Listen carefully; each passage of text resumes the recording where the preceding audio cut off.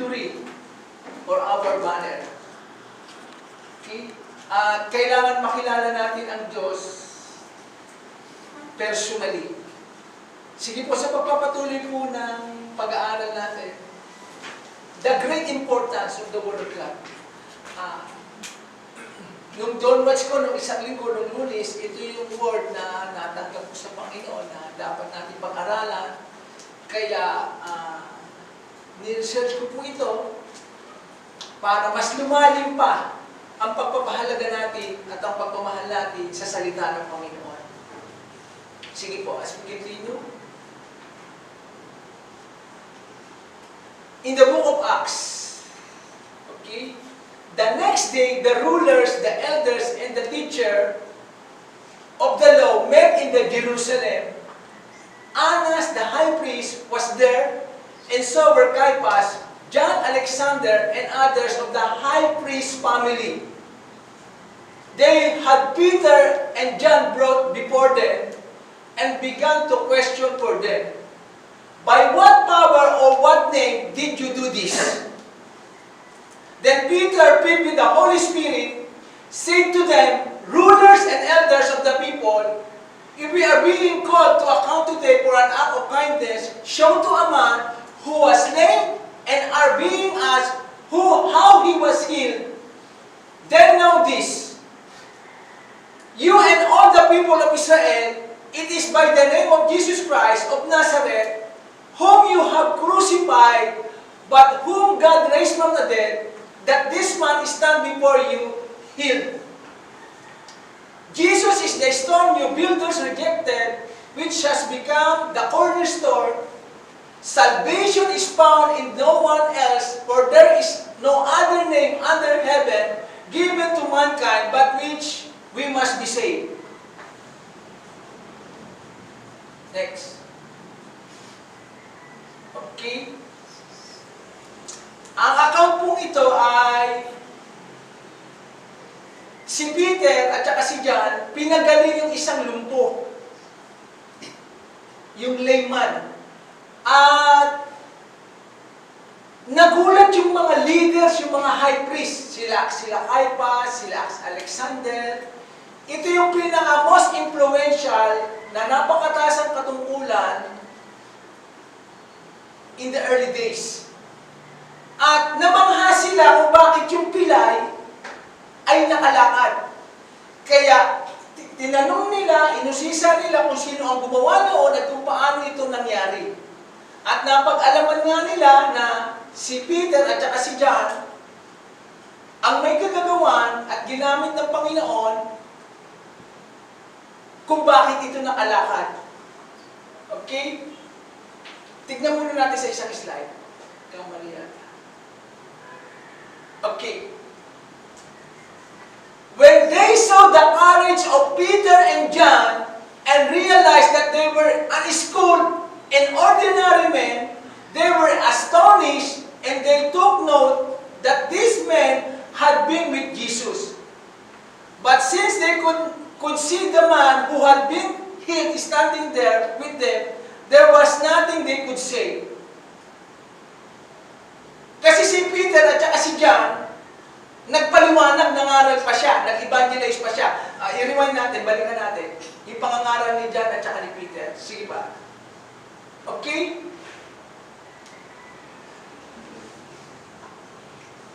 Yung pangangaral niya, nag-evangelize pa siya sa harapan ng mga rulers at saka mga elders.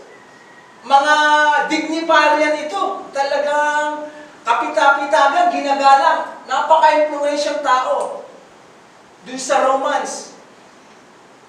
At ito yung pangangaral ni Peter at saka ni John. Yung pagpapakilala sa Panginoon. Ang sabi niya, ito yung si Jesucristo ng taga-Nazareth na ipinapako ninyo, pero siya ay namatay, pero binuhay siya ng Diyos. Kaya siya yung nagpagaling ng pilay na ito. Next. Tinuloy pa ni John at saka ni Peter yung pangangaral. Sabi niya, pinakilala niya si Jesus. Sabi niya, Jesus is the stone you builders rejected, which has become the cornerstone. At walang ibang pangalan na binigyan ikaliligtas ng tao kung hindi ang pangalan ng Panginoong Hesukristo. Sige pa. Sige pa. At nung nakita ng mga high priest nila Caiaphas, nila Alexander, na kung bakit ang tapang, very courageous si Peter at saka si John, at nalaman nila, mga hindi ito nakapag-aral, mga ordinaryong tao lang, mga mangingisda, namangha sila, at nagkaroon sila ng notice, at nagkaroon sila ng idea that this man had been with Jesus. Kaya ipinapakita po rito sa atin ng Panginoon na tayo kahit na hindi sa pinag-aralan o educational background o anumang posisyon, na kahit ang ordinaryong tao, katulad ni John at saka ni Peter, mga mangingisda, ay pwedeng gamitin ng Diyos kung available at gustong magpagamit sa Kanya. Kasi na-realize nila, kasama to ni Jesus. This man had been with Jesus. Eh bago magsimula ng pangangaral ng Nanea, sa Acts chapter 2, si Peter at saka si John, sila yung nanguna na hintayin yung pagbaba na pinangako ng Diyos, yung Espiritu Santo, on the day of Pentecost.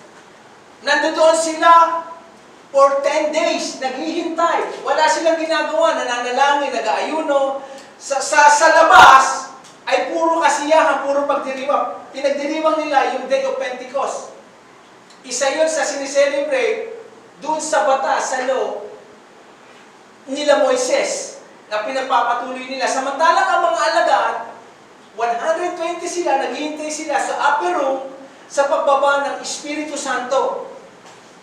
Yun ang nagbigay sa kanila ng kapangyarihan, ng katapangan, ng kapangyarihan na magpagaling. At sila ay very bold. Si Peter na dati tinatakbuhan ng Panginoon, dinidinay niya, ngayon buong tapang siya na nangangaral ng salita ng Panginoon sa harapan ng mga matatalino, educated, ma-impluensya, dignified, may aral, may posisyon sa lipunan, tinitingala, highly respected. Pero sila, buong tapang sila. Wala silang takot, puno sila ng confidence. Bakit? Kasi puspos sila ng Espiritu Santo. At pinapakita rito sa atin ng Panginoon na kahit ordinaryong tao, hindi nakapag-aral.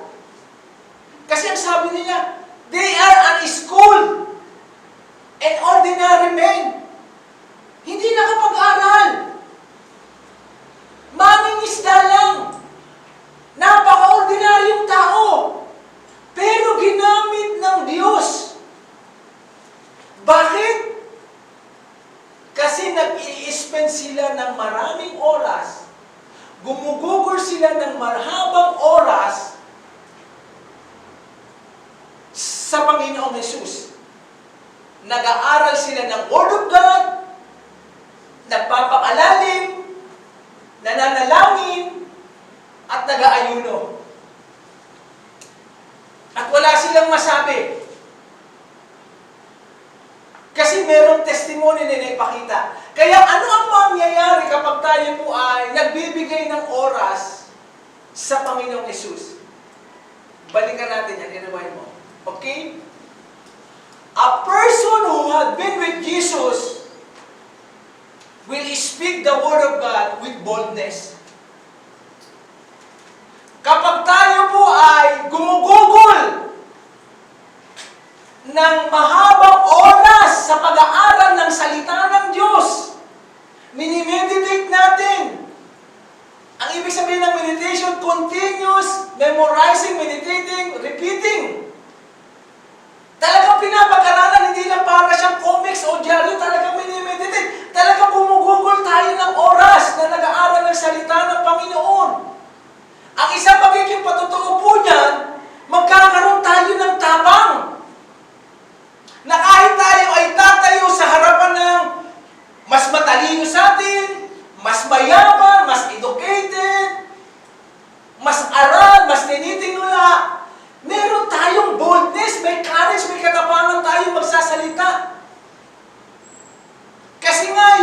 yung tapang, yung boldness, isasalin sa atin sa pamamagitan ng Espiritu Santo. At yung buhay po natin ay mababago, matatransform for the glory of God. Kita niyo po ginamit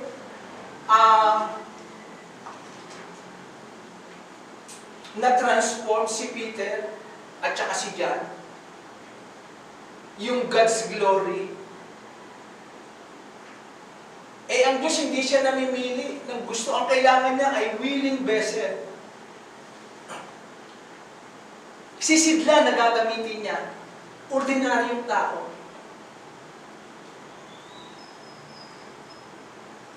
Katulad ni Mary. Marami naman ng panahon nila, marami rin ang virgin doon. Hindi lang naman si Mary ang virgin doon eh. Pero na-realize ko, kung may gagamitin ang Panginoon, para lagyan niya ng kanyang God's glory, mataas ang standard ng Panginoon. Si Mary, ordinaryong tao lang naman eh. Probinsyana. Hindi rin siya masyado highly educated. Ano ang nakita ng Diyos kay Mary? Yung puso ni Mary, basag na basag sa Panginoon. Ang lambot ng puso niya. Kasi, ikaw ba naman ang magdadala ng tagapagligtas? Sa sinapupunan mo, hindi papayag ang Diyos. Nagagamit siya ng vessel na karnal, worldly. Mababa ang paglakad sa Panginoon. Magdadala ka ng tagapagligtas eh. At dadalhin mo siya ng 9 na buwan. Savior ang dadalhin mo. Ganun kataas ang standard ng Diyos. Hindi siya muna tumitingin sa kung may aral ka, marami kang certificate, na pag-aralan. Hindi muna yan ang tinitignan ng Panginoon. God is looking into our heart. Tsaka si Mary willing magpagamit.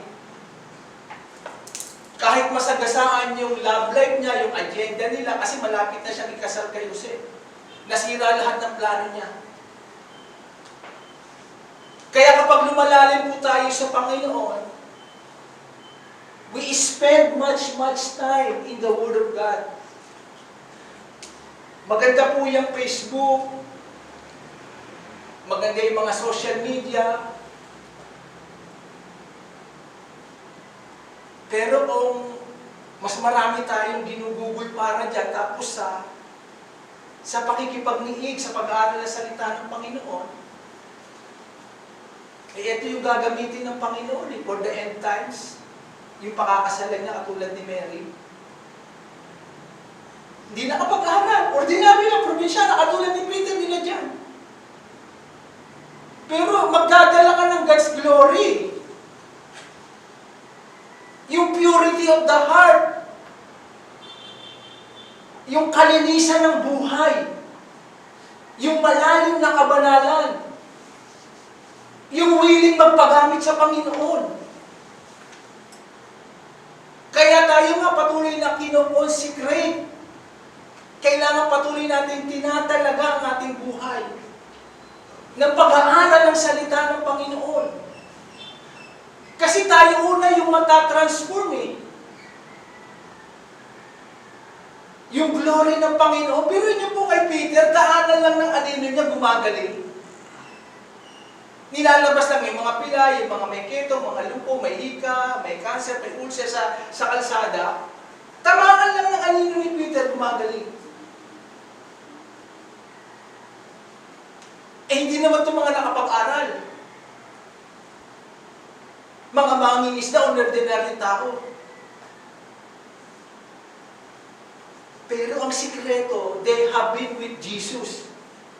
Kaya nga tayo, mas nilalaliman natin yung prayer life natin, yung pag-aaral ng salita ng Panginoon. Gusto po ba natin magamit sa end times?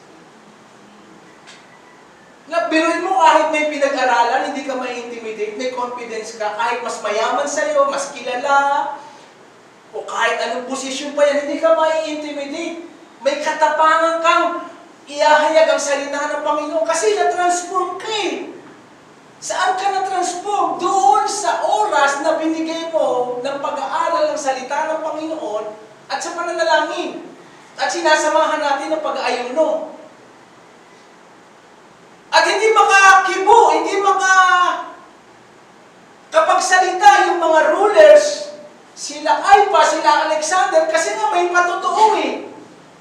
Yung pilay na kalakad, they have fruits that will testify. May patotoo. May nakita na patotoo. Na gumaling. Namamaha sila. Sabi nila, bakit nakalakad dito? Isang pilay nakalakad. Nagtatatakbo yan dun sa loob ng church. Yung pilay na yan na naglilimos, nakahandusay dun sa Temple of Gate na nag-aasam ng limos, ay ang sabi ni Peter at ni John, wala akong ginto o pilak, pero sa pangalan ni Jesus, lumakad ka. Silver and gold I have none, but in the name of Jesus Christ, rise up and walk. Okay? At yun po yung dinidesire po natin. Okay? Yung God's glory, yung anointing. Yung power. Kasi paano natin i-confront? Ito yung malalaking mga relihiyon na kailangan makakita sila ng signs and wonders, ng mga miracle, ng patotoo na ang Diyos talaga ay sumasa atin. Kaya patuloy tayong nagtatalaga. We consecrate our lives. Okay? Nag-aaral tayo ng salita ng Panginoon. Nagbababad tayo ng mahabang oras kay Jesus. Okay? Amen. Tignan po natin. Sige pa. How does the Word of God affect your life? Papaano ba ang salita ng Diyos na apektuhan nito ang buhay natin? Kung ganun pala kabisa, kahalaga ang salita ng Diyos, paano nito maaapektuhan ang buhay natin? Paano tayo magagamit ng Panginoon na kahit tayo ay ordinaryong tao? Hindi masyadong nakapag-aral. Walang mga PhD. Walang mga degree, walang mga bachelor. Paano tayo pwedeng magamit o makasangkapan ng Panginoon? Tignan po natin. Okay? The Word of God give direction. Ang salita ng Panginoon, nagbibigay siya ng direksyon. Ilabas natin yung verse. Okay. By the word of the Lord, the heavens were made, and all the hosts of them by the breath of His mouth.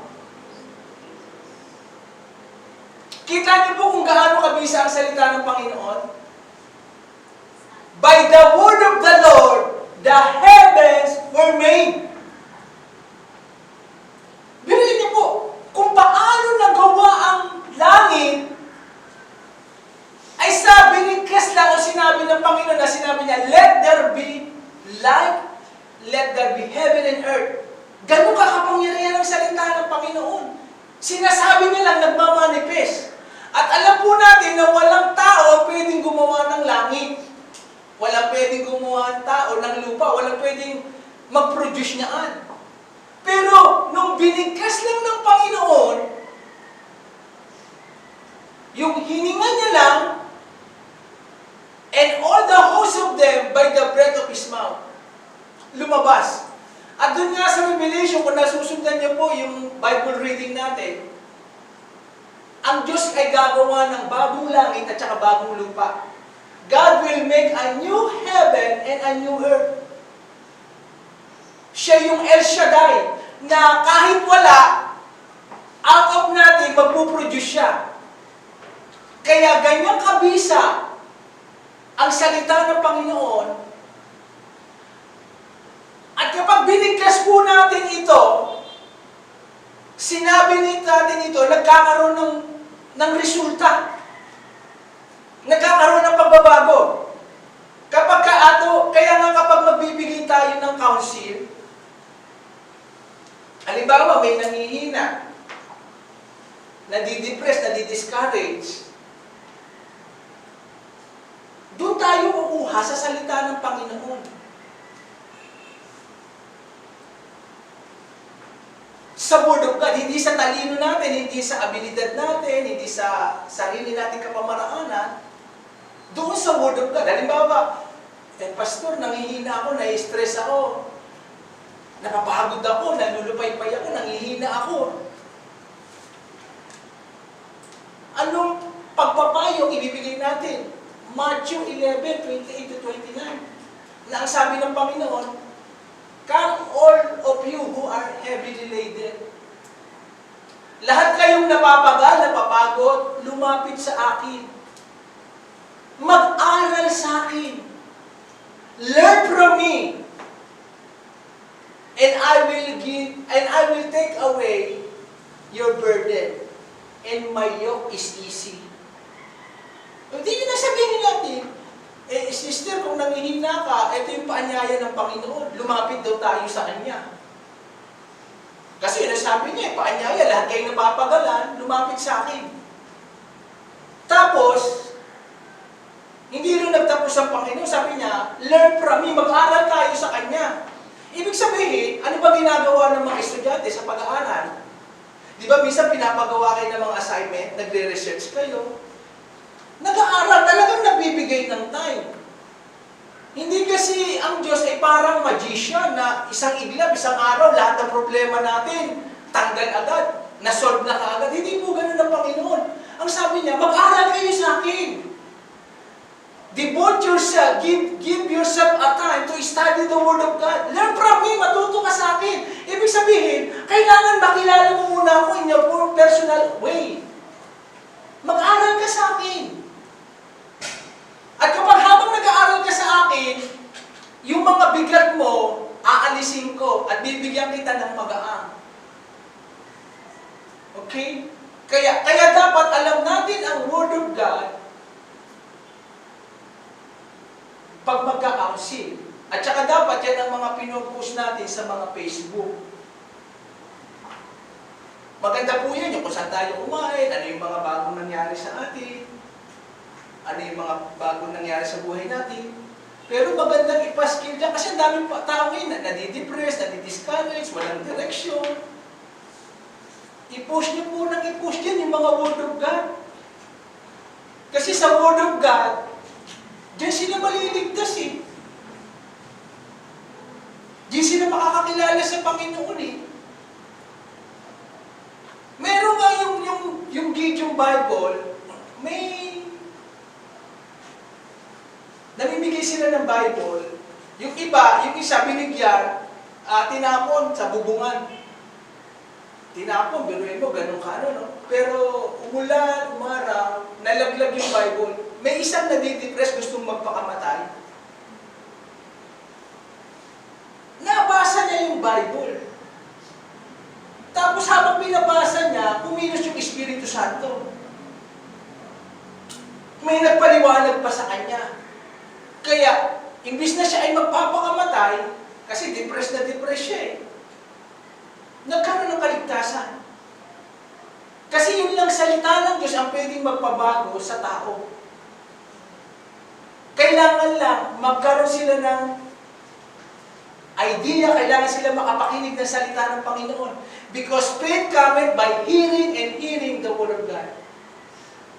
Kaya ang salita ng Diyos nagbibigay sa atin ng direksyon. Okay. Kung paano tayo pipili, kung poor decision ba o wise decision. Kita niyo po yung mga Israelite, nung hindi sila naniwala kay Joshua at saka kay Caleb na kunin ang promised land, na ang desisyon nila ay bumalik sa Egypt, palitan, patayin si Moises, si Joshua at si Caleb, dahil hindi nila pinaniwalaan yung salita ng Panginoon, ang desisyon nila, poor decision. Si Joshua at si Caleb, wise decision. Kaya nga ang salita ng Diyos, kung matalino ka, lalo ka pang tatalino eh. Kasi lahat nandiyan yan sa pagpili ng asawa. Ano dapat mong i-priority? Ano dapat mong unahin? Babasahin mo na lang eh. Tapos pagkabasa mo, susundin mo na lang. Kasi doon tayo magkakamali kapag hindi natin sinusunod ang salita ng Panginoon. Gumagawa tayo ng mga poor decision. Hindi siya wise decision. Dahil poor decision yung ginawa ng mga Israelita, araw-araw nangamatay sila. Araw-araw may namamatay sa wilderness. Imbis na paniwalaan kasi ang Word of God, hindi nila pananiwalaan. Si Joshua at si Caleb, naniwala sila. Sila yung nakapasok sa promised land kasi gumawa sila ng decision out of the Word of God. Kaya, kung gagawa tayo ng desisyon, dapat nakabase sa Word of God. Bumase sila sa dami lang, kasi 10 yung sumuway, 10 tiktik, 10 yung nag-unbelieve, majority, 2 lang yung naniwala. Hindi naman po ibig sabihin kasi na mas marami sila dapat sumama ka doon. Mas dapat paniwalaan. Hindi, dapat ang salita ng Diyos, ano ba sinasabi ng Diyos? Kasi kapag hindi natin alam, we are ignorant, tapos hindi natin sinunod, sigurado ang decision natin, poor decision. O tignan nyo sa mga kabataan, sinabi na nga sa Bible, huwag kang makikipamato sa hindi mananampalataya. Pag Kristiyano naman, may business ka, huwag kang makiki-partner sa hindi unbelief, sa hindi sa Kristiyano. Kasi minsan nga, ay Kristiyano na, sumasablay pa. Huwag kayong makikipag-partner sa hindi Kristiyano. Dapat sa Kristiyano. Kasi sinabi na nga ng Diyos eh. Kaya pag hindi natin sinunod yan, pinilit natin yung gusto natin, poor decision yan, hindi wise decision yan. Kaya, out of decision, yung resulta, paano hindi mo pa nakikita, pero magsasuffer ka niyan. Kasi yun ang choices mo eh. Okay? Kaya nga sa kabataan ngayon, ang plano ko eh, kung babae ka o kung lalaki ka, ipag-pray mo na yung Proverbs 31. Lord, ito po yung gusto kong mapangasawa, yung Proverbs 31. Okay. Amen. Kaya si Stephen, pinag-pray ko na yan. Lord, kung makakapag-asawa to si Stephen, dapat yung Proverbs 31. At saka yung unang katangian, dapat mahal na mahal niya ang Diyos. Dahil kung hindi, you are making a poor decision. Hindi siya wise decision. Kaya nga ang salita nga ng Diyos ay binigay sa atin ng Panginoon. Kaya nga, kung hindi ka pa masyadong malalim, kailangan magpa-counsel sa mga mature. Kasi nagbibigay ng direksyon yan eh. Kasi halimbawa, sa mapapangasawa mo, kasama mo na habang buhay yan eh. Bili mo, pagising mo na umaga, yung mga pagkakamali. Kasi isang puso kayo eh. Parang ako, pinag-pray ko, Lord, kung ako yung magpapangasawa, kailangan kasing puso ko. Okay, dapat Proverbs 31. Basahin niyo po yan, Proverbs 31. Yan ang i-desire ninyo. Kay babae ka, kay lalaki ka. Lord, I claim Proverbs 31. kung bibigyan mo ko ng kapartner sa buhay, ito. And God will give the desire of your heart. Amen? Next, let's move on. Okay, ano sabi sa Psalms 119, verse 108? Your word is a lamp to my feet and a light for my path. Birin mo ang salita ng Diyos, may dala ang liwanag sa paanan mo. Eh, ang mundo ngayon nababalot sa kadiliman eh. Ang mundo ngayon puno ng takot. Eh, ikaw may dala ang liwanag. Tapos, nakikita mo yung direction mo. Kasi nga may word of God ka. Kaya kita niyo po yung cover ng Bible natin. Sulu yan eh. Ilaw yan eh. Bali mo makikita mo na kagad yung direction ng daraanan mo. Kasi sa word of God eh. Hindi ka na mangangapa. Alam mo na yung pupuntahan mo. Kasi may tanglaw ka. Maliwanag yung dadaanan mo. Hindi ka na maliligaw kasi nga, kitang-kita mo na, binibigyan ka na ng direksyon eh. Kaya kita niyo po ngayon, kahit ang tao mayaman, may pera, may kilala, may nakita niyo, wasak-wasak ang marriage life, yung relasyon na gano'n, ang gulo ng buhay nila, nasa kanila naman lahat. Okay, kaya ang salita ng Diyos, siya ang mag-aayos ng buhay natin. Kitang-kita mo ang lalakaran mo. May dala kang ilawan. Gagawa ka ng desisyon ang liwanag. Hindi ka pwedeng magkamali. Nagkakamali lang tayo pag pinipilitan natin ang gusto natin. Kaya nga sa Kristiyano, kaya kong patunayan is Matthew 6:33. Seek ye first the kingdom of God, and all these things shall be added unto you. Pag inuna mo talagang hanapin ang kaharian ng Diyos, hindi ka magkukulang. It's either ikaw ang sinungaling o ang Diyos ang sinungaling. Pero ang Diyos hindi siya pwedeng magsinungaling. Seek me first the kingdom of God. Unahin mo lang ako, i-priority mo lang ako. And all these things shall be added unto you. Higit pa sa hinihingi mo, inaasahan mo, He can do exceedingly, abundantly, above all you may think or ask, according to the power that works within us. Ephesians chapter 3, verse 20. Kaya nga, dapat ang mind natin puno ng Word of God. We declare. Kasi kapag tayo nagdi-declare ng Word of God, doon lang kumikinis ang Word, ang angel eh. Doon lang ang tulong ng mga anghel dumarating. Alinsunod sa pag-iutos ng Panginoon. Kaya, kapag ang isang Kristiyano nagkukulang, malamang hindi niya sinisik ng una ang Panginoon. Imposible. Dahil sinabi ng Panginoon, if you seek me,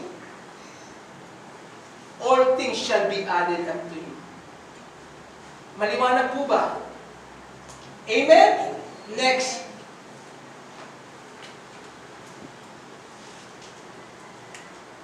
Whoever give attention to the Lord, words prosper.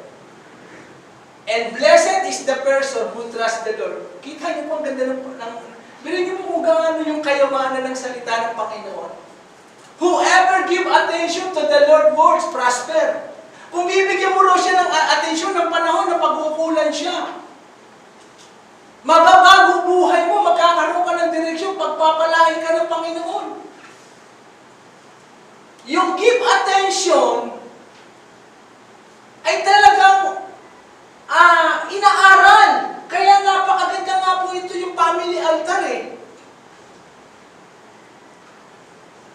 Yung Word of God pinag-aaralan gabi-gabi. Lalo na napakahalaga ang namumuno yung tatay at saka yung nanay. Kasi kapag ginagabi-gabi po natin ito, inaaraw-araw natin yung pag-aaral ng salita ng Diyos, pinakikita natin seryoso ka sa Panginoon. And I tell you, pag pinamuhay po natin yan, gabi-gabi yung family altar, mabubuhay ka sa bukas na langit. you will live in an open heaven. Kaya yung mga struggle natin, tayo rin ang magtatapos yan eh. It is our decision. Kasi sinabi na ng Panginoon eh, whoever give attention to the Lord's word, pag binigyan mo ng attention yan, ipagpapala ka. Amen? Kita niyo po, minsan pagkaano tayo, lahat na bit-bit natin, yung Bible hindi na bit-bit. Okay, birin mo, nakapagbasa tayo ng Facebook, nakapanood ng mga movie, tapos hindi natin ito mabibigyan ng atensyon. Okay? Tignan po natin, ilabas mo muna yung oras. Sige pa. Okay. Isa ka na ba? Forward. Sige ba? Yung kay Tozer. Okay, tingnan niyo po si A.W. Tozer. Magaling po siyang author. Missionary Christian. Ito po sabi niya, a man who would truly knew God must give time to Him. Kapag ang isang tao raw o Kristiyano, kilalang-kilala niya talaga ang Diyos, dapat magbigay siya ng oras sa Kanya. Uulitin ko po, sabi ni A.W. Tozer, a man who would truly know God must give time to Him.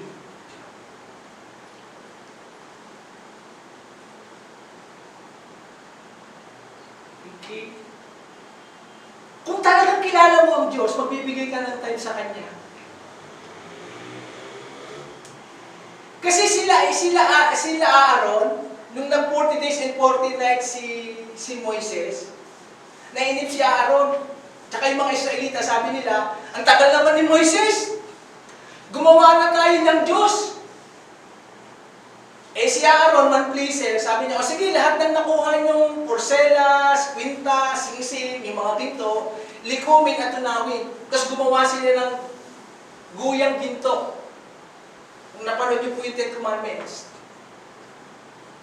Tapos nung hinulma nila yung guyang ginto, yung mga Israelita naghuhubot sayaw, ikot doon, nag-celebrate sila. Doon nagalit ang Diyos. Biriin niya po nakita nila kung paano hinati ng Diyos yung pulang dagat. Nasaksihan nila kung paano yung 10 salot binigay kay Paraon. Naranasan nila, pag-isin nila ng umaga, may mana, may pugo sa labas ng tent. Pero si Aaron at saka mga Israelita, hindi pa talaga nila kilala ang Diyos. Kasi yung camp na yon, na ginawa nila, yung guyang ginto, isa yon sa sinasamba sa Egypt. Ang mga Egyptyo, marami silang Diyos-Diyosan. Isa yun. Ang akala ni Aaron, ito yung Diyos na naglabas sa kanila. Hindi pala talaga kilala ni Aaron ang Diyos. Kaya kapag talaga ang isang Kristiyano, ang isang tao, kilalang-kilala mo ang Diyos, you will give time to Him. Kasi personal yan eh. Di ba sabi ng Panginoon sa Matthew 7:11, Lord, Lord! Sabi niya, hindi kita kilala. Hindi lahat ng tumatawag sa Panginoon, Panginoon, ay kilala ko, yun lang gumagawa ng aking kalooban. Hindi kita kilala, hindi ibig sabihin na makakalimutin ang Diyos. Hindi makakalimutin si Diyos. Ang tinutukoy doon, wala kang personal na relasyon sa Diyos. Ang sabi ng napalayas kami ng demonyo, nagpagaling kami ng may sakit, gumawa kami ng himala, tandad kababalagan sa pangalan mo. Ang sabi ng Panginoon, hindi kita kilala. Ang tinutukoy doon ng Panginoon, wala kang intimacy sa akin.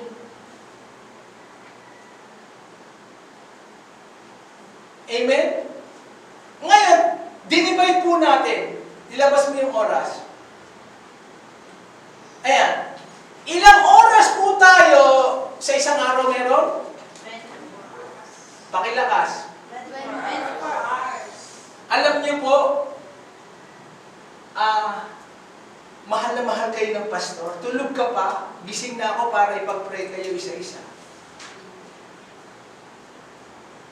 na mabuksan tayo ng spiritual understanding, ng knowledge, ng insight. Na kung tayo ay matalino, lalo tayong tatalino. Hindi lang po pera ang binabudget. Pati oras, binabudget. Kasi mahalaga ang oras. Ang oras parang tubig. Pag tinapon mo sa lupa, hindi na babalik. Nakalipas na siya. Pero mo kung ibibigay natin pala yung 10%, kung itatimes natin yung oras natin sa 24 hours, ilan dapat yung kay Lord? Ha? Ilan? 2 hours and 40 minutes. Oh. Nakukuha ko ba natin? Sa 2 hours and 40 minutes, you've been with Jesus. I-budget mo siya na magpe-pray ka, mananalangin ka, kung gusto mo na mag-ayuno, 10%. Lord, etong 2 hours and 40 minutes para sa ito. Kaya nga nung kinenta ko yan, sabi ko, okay hindi na ako nag-struggle ng kasi nakakapanood naman ako ng action movie, pero mo kulang-kulang 2 oras yan. Tapos nagiging habit ko na. Nagiging addicted ako. Sabi ko, uy, mag-load ka kasi bukas kailangan kaya manghihiram ako sa ibang Sabi ko, kung ikakat ko yung panonood ko nito at ilalagay ko sa pag-aaral ng salita ng Diyos, nag-i-enjoy na ako, nadadagdagan ang aking kaalaman, lalalim yung pag-aaral ko ng salita ng Panginoon, mas marami ang magbe-benefits. Mas marami makikinabang. Kaya ito po yung susi ng breakthrough natin If you give attention, sabi, the Lord will prosper you. Katulad si John at si Peter, nagbigay sila ng atensyon. Manging isda, hindi nakapag-aral. They have been with Jesus. Kaya nung lumabas sila sa presensya ng Diyos, ang tapang nila, may nangyari, may resulta. Nabangha yung mga may pinag-aralan, yung pilay nakalakad. Kasi nagbigay sila Kaya ito po yung sikreto, i-budget natin yung oras natin. At least 10%. Kaya may papalitan tayong mga habit na hindi naman talaga kailangan. Parang sa akin, kaya kong i-give up ito. Dito na lang ako, magre-research na lang ako yung mga matatagumpay na tao, kung paano sila nagtagumpay. Kaya kapag ako merong isang nabasa, pinapile ko kaagad yan Katulad yung kay A.W. Tozer, nabasa ko lang yan. Nung nakita kong nabasa ko, ang ganda nito maituro nga ito. Tinitake note ko yan, kaya lagi ako may dalang notebook at saka papel. Yung 90-day challenge, pag umupo ako sa harapan ng computer, tuloy-tuloy na yan kapag may nakita akong maganda at nagano sa akin, bago ito Tinitake note ko kaagad yan. At ang dami ko pong naipapile. Kapupulutan ng aral na magbibigay sa atin ng direksyon, magpapalago sa atin, magbibigay sa atin ng kalakasan at katatagan upang mabago ang buhay natin at para tayo ay maging pagpapala. Okay? Kaya tayo mga Kristiyano, hindi tayo nag-aaksihan ng oras. Nakita nga ng nanay ko kung paano yung daily routine ko Now, inobserbahan niya yung daily routine ko. Kanina lang sabi niya, ba't nagpipintura ka ba? Habang magluluto sila, sa dami ng gagawin dito, ito, sayang pa ito, 1.5 oras. 7:30, bababa ako dyan, kakain, ito, mauuna ko. Budgeted lahat yan.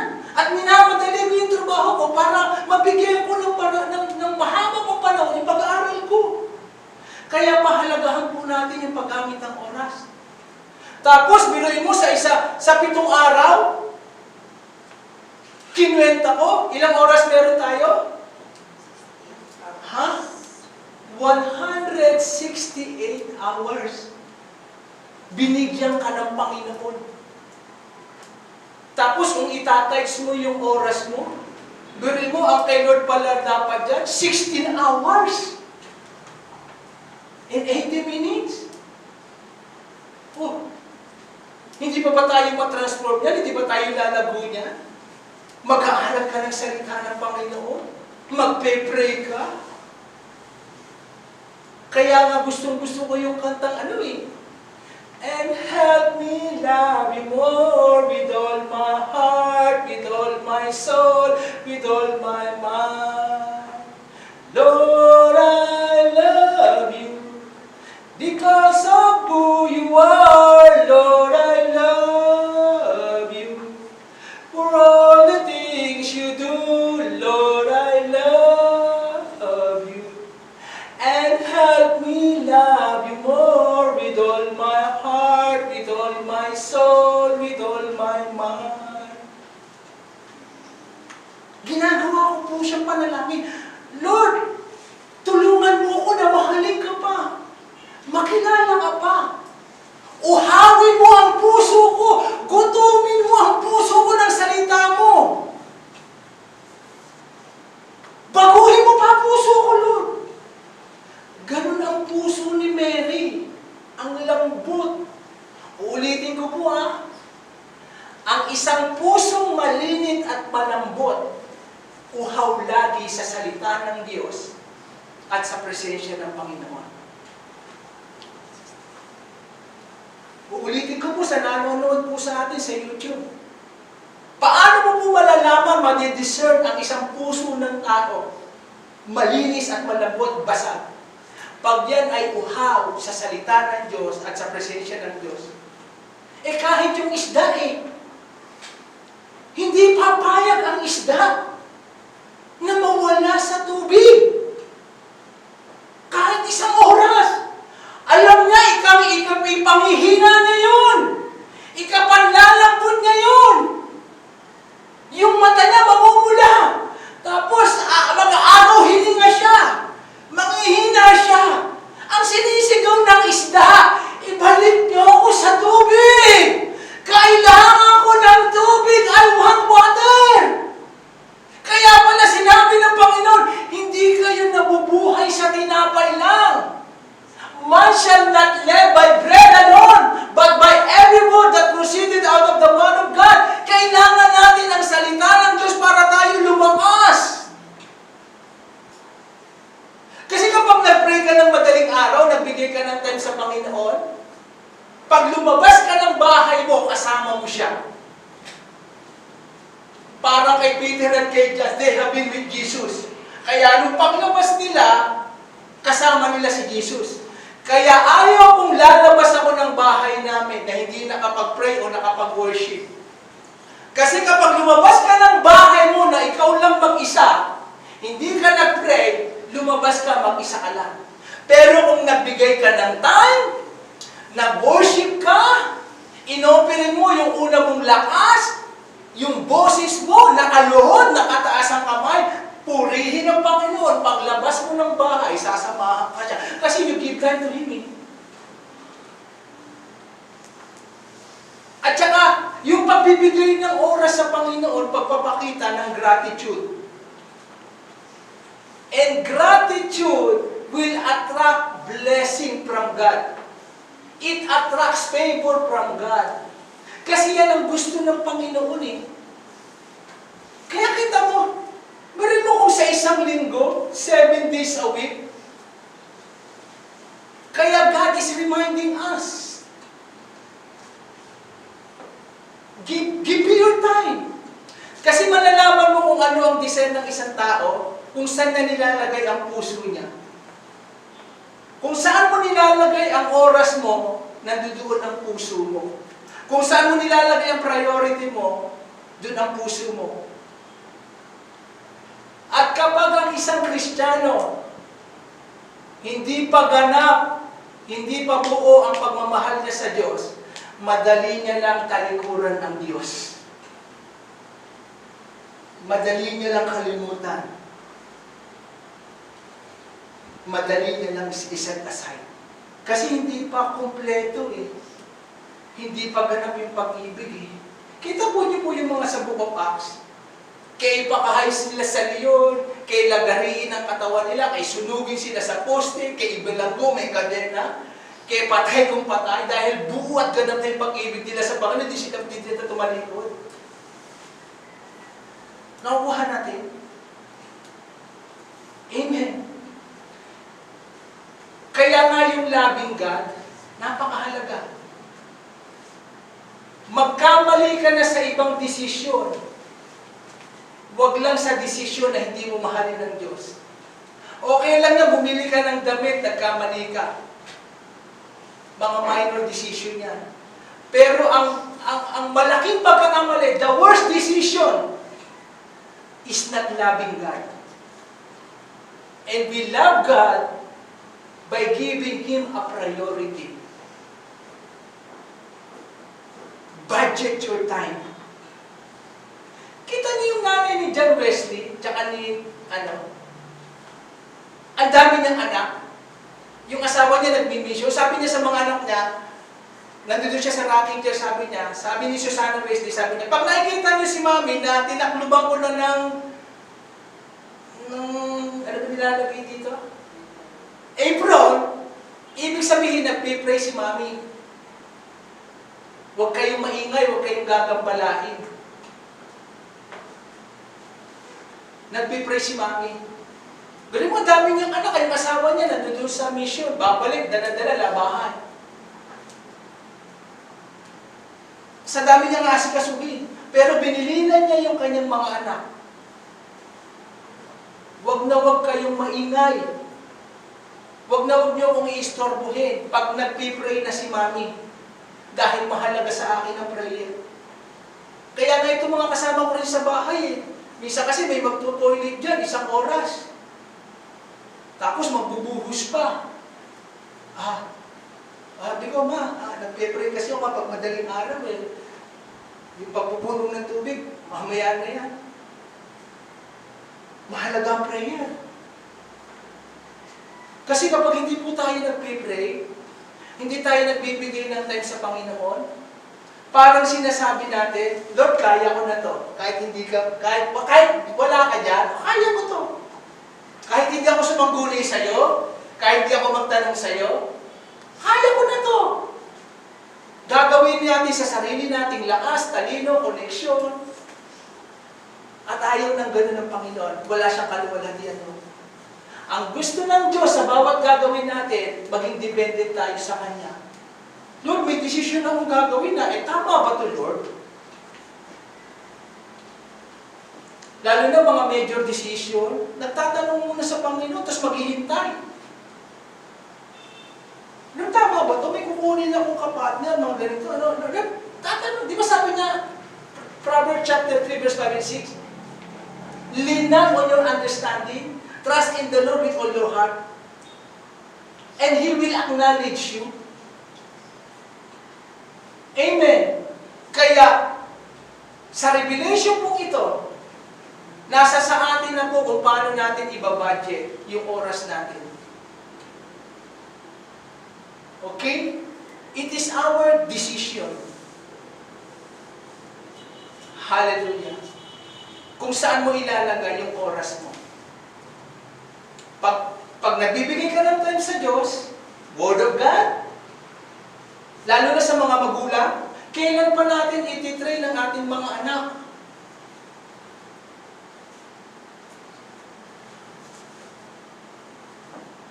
Kailan pa natin sila palalagay ng salita ng Panginoon? Papasama na ng pasama yung, nung isa nga nakita ko sa headline yung Santo Papa, okay na sa kanila yung bakla, tomboy na mag-asawa. Ikasal. Okay na sa Santo Papa. Kita niyo po, pasama na ng pasama, papunta na sa kabulukan ang mundo natin. At kapag papunta na sa kabulukan na pasama, padang sa Sodom and Gomorrah, panahon ni Noah, yung judgment ng Panginoon. Kaya yung mga krisis na darating sa atin, hindi lang COVID magtatapos siya, may mas matindi pa dyan. Kasi umaapo na sa ganda sa langit, yung kasuklam-suklam, karimari-mari na pamumuhay ng tao rito.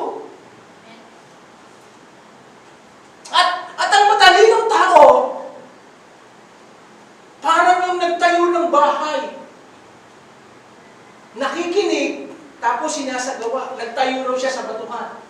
Kasi alam niya may darating na bagyo, na hangin, na unos, na tsunami. Alam niya eh.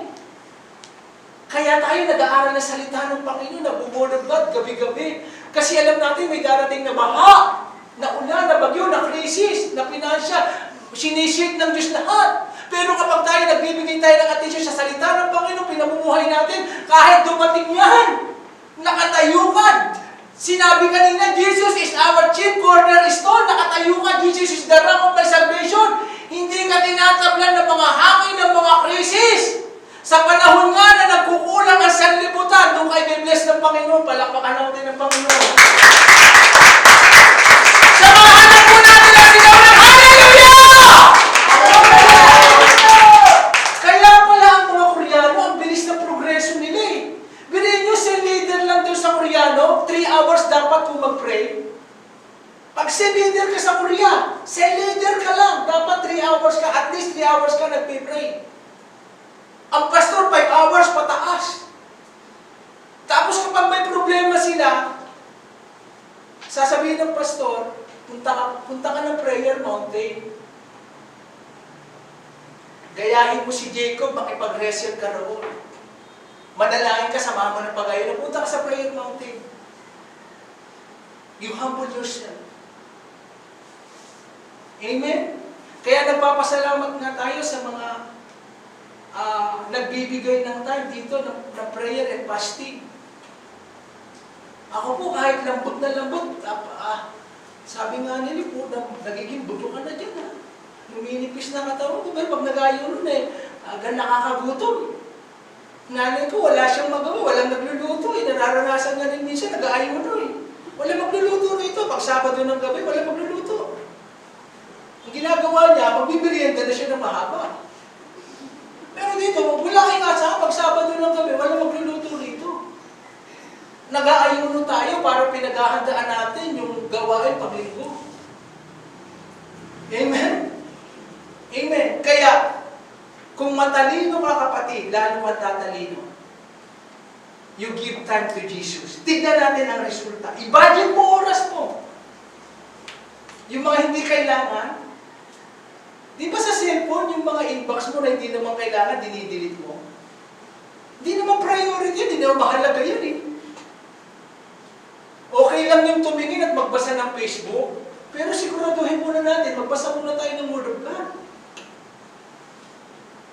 Walang masama dyan, hindi po ako against dyan. Pero kung titignan mo lang kung ano na yung nangyari sa kanya, ano niya, let's budget our time. Hallelujah. Amen! Rewind po natin. Okay? The Word of God will change your life.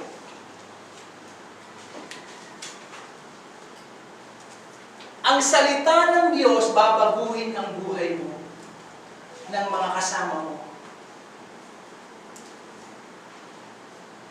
Maaring hindi siya biglaan. Hindi ba kasi gusto ang Diyos magician eh. Isang araw lang, solve na yung problema nila. Minsan tinuturuan tayo ng Panginoon ng perseverance. Ng determination. Pero po sa nanay ko, ilang taon na akong nag-pray dyan, 25 years. Araw-gabi, nanay ko, tatay ko. Nakikidil ako sa Panginoon, Lord, bakit napupunta ako yung preso? Yung mga eskwelahan, bibigay ko yung time, nakakapagligtas ako, nakakapagpalakas. Papaano naman sila? Continuous yan. Ang tatay ko, hindi ko siya mababantayan. Pero yung prayer at least,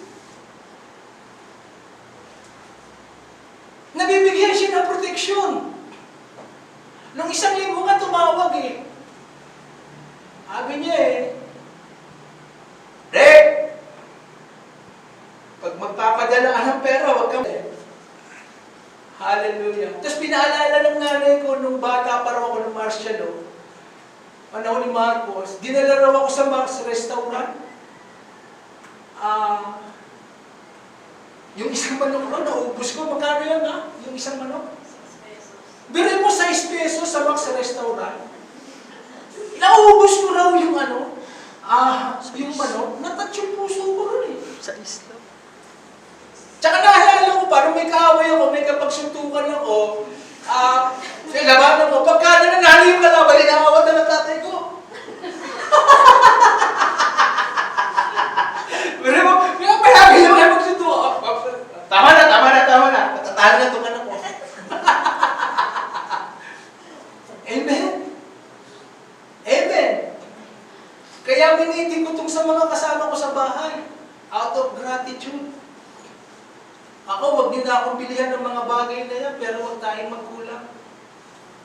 Tapos sabi pa ng tatay ko, etong grabe po yung testimony na dinalo ko. Gubat po yun. Gubat. Bukod sa masukal na, maglalakad ka pa ng mga kalating oras. Talagang gubat. Paano siya maging gubat? Ang daming ahas. Nilinis niya yung buong gubat. Mga ahas. Tapos nagtayo ng mga buko. Mga kobra. Tapos sabi ng tatay ko, Reg, wag ka manghihinayang sa padala mo. Sa inyo rin ito. Mana nyo rin ito. Sabi ko, hindi na po mahalaga sa kanya. Mahalaga, ingatan nyo po yung ano. Okay. Tapos pagtanda raw niya, dito na rin sa amin titira. Amen. Wala siyang magagawa. May family altar. Amen. Paano kung sumunod? Dati mo pinipersito ko na ng tatay ko eh. Alam lahat ng namin kayo, tanongin niyo siya. Paano kung nakinig ako sa kanila, hindi ko pinaglaban yung Word of God? Kaya sabi ko sa tatay ko noon eh, hindi niyo ito maunawaan eh. Tatay ko kayo, ama ko kayo, pero may abang akong nasa langit na mas kailangan kong sundin. Sa ngayon, kahit anong kaliwanag ko, hindi niyo siya mauunawaan. Galit. Galit talaga. Lahat ng maahang, mga ano, talagang natinanggap ko siya.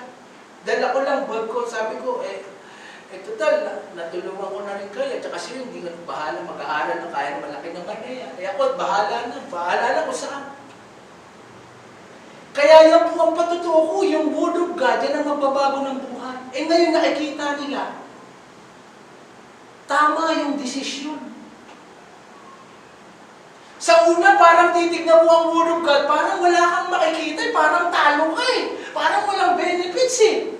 Parang baliktad sa gusto mong mangyari. Kasi uhubaran ka muna ng Diyos eh. Kumbaga sa sibuyas, babalatan ka, babasagin ka muna ng Panginoon eh. Kailangan ma-prove mo muna eh, na mas mahal mo siya kaysa sa magulang mo, sa asawa mo, sa pera, sa lahat eh. Amen? The Word of God will change your life. Si Peter at saka si John, kung nanatili silang mangingisda lang sila.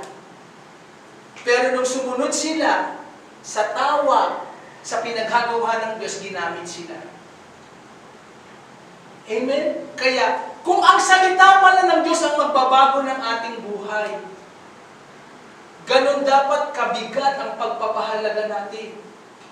Yung mga Bible niyo po, bilihan niyo po ng cover yan. Ako po, ang dami kong Bible. Okay lang sa akin na wala akong cellphone, basta ang Bible ko may cover. Pahalagahan natin yan. Kayamanan natin yan. Ito ang magbabago ng ating buhay. Mula sa kahirapan, dadalik ka sa kasaganaan. Mula sa sakit at karamdaman, bibigyan ka niya ng magandang kalusugan. Mula sa sumpa, bibigyan ka niya ng kasaganaan. Mula sa walang pag-asa, bibigyan ka niya ng pag-asa. Mula sa panghihina, bibigyan ka niya ng kalakasan. Mula sa pagkaligaw, mula sa kadiliman, dadalik ka niya sa liwanag. Amen. Yan ang magbabago. At may impact po yan kapag ang Word of God sinishare natin binabahagi natin, may impact yan sa mga anak natin, sa kasama natin sa buhay. Eh kung ang Diyos nga, mawawala ang langit at lupa, pero salita niya, mananatili kayo, ang lakas ng impact niyan. Eh at least nga, nani ko ngayon, excited, eh paglingko siya yung una nakabihis. Hindi pa kami nag-aalmusal, nakabihis na. Eh dati nun, ang hirap pakain yan. Amen. Hello! Walang pusong bato sa Diyos. Walang matigas na puso sa Diyos.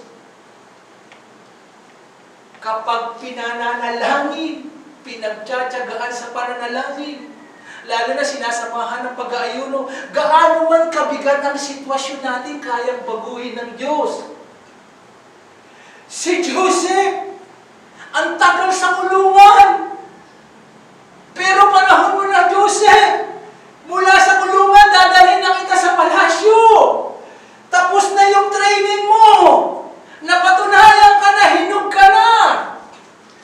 It's time for you to rule and reign. Hindi lang puro kahirapan, hindi lang puro galit ng mga kapatid mo, hindi puro akusasyon, backbiting, mga false accusation, hindi puro paghihirap. Babaguhin ko na ang buhay mo, Joseph. Kaya tayo, minumulpa tayo ng Panginoon. At ang ginagamit niya, yung Word of God. Amen?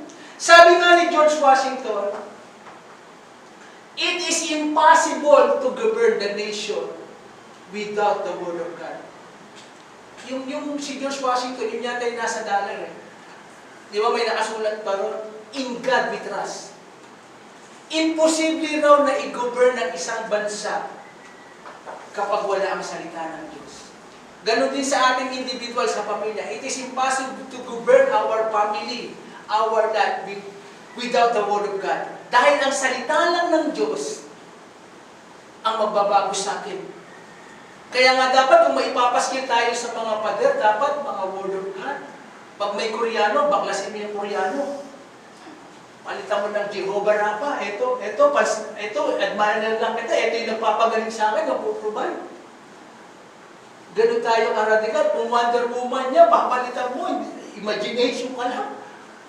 Hallelujah. Nakukuha natin. Palapakan po natin ang Panginoon. Woo! Ang sarap po ng Word of God! Babaguhin ang buhay mo! Ang sitwasyon mo! Amen?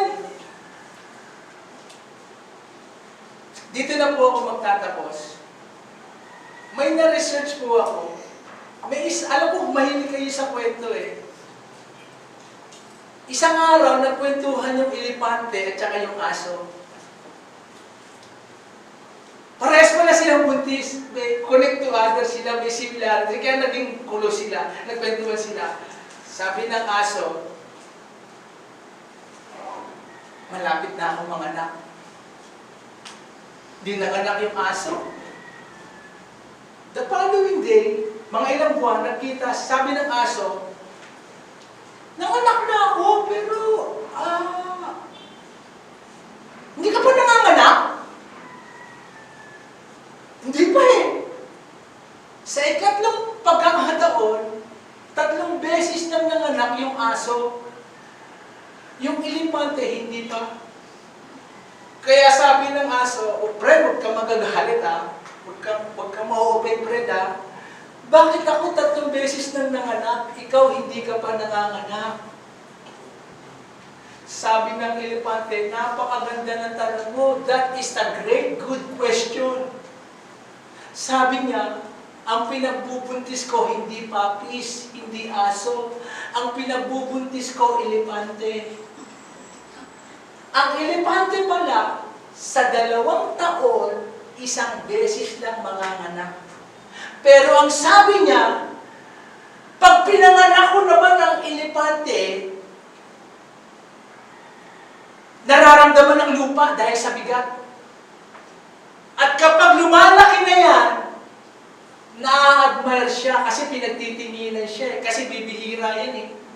Kita niyo sa Pilipinas, para ka makakita ng elepante, saan ka mapupunta? Sa Manila Zoo. Eh yung aso kung saan mo lang makikita yan eh.